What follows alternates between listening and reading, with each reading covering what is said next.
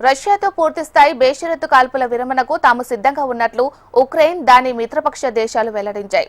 సోమవారం నుంచి కనీసం 30 రోజుల కాల్పుల విరమణను పాటించేలా ప్రతిపాదనను ముందుకు తెచ్చారు.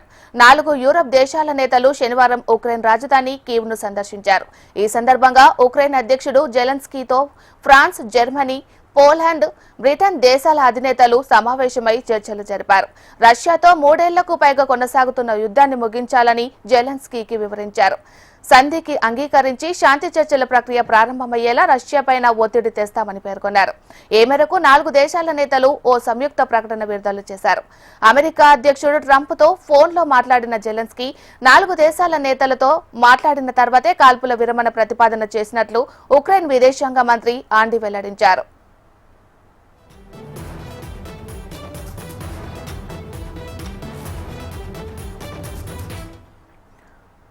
ఉక్రెయిన్ రష్యా యుద్ధం ప్రారంభమై 3 ఏళ్లు పూర్తయ్యాయి.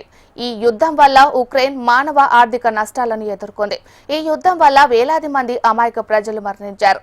లక్షలాది మంది ప్రజలు నిరాశ్రయులై తమ ఇళ్లను వదిలి వెళ్లారు. ఇరు దేశాలు తగ్గకుండా చేస్తున్న యుద్ధం వల్ల ఉక్రెయిన్ ఎక్కువ నష్టాలు చవిచూసింది. ఈ మేరకు 4 దేశాల నేతలు ఉక్రెయిన్లో పర్యటించి జెలెన్స్కీతో చర్చలు జరిపారు. చర్చల అనంతరం శాంతియుత చర్చలకు జెలెన్స్కీ ఒప్పుకున్నారు. ఈ మేరకు కనీసం 30 రోజుల కాల్పుల విరమణ ప్రతిపాదనను వెల్లడించారు. ఈ కాల్పుల విరమణ ప్రతిపాదనను రష్యా అధ్యక్షుడు పుతిన్ ఎలా స్పందిస్తారన్నది ఇప్పుడున్న పరిస్థితుల్లో ఆసక్తికరంగా మారింది.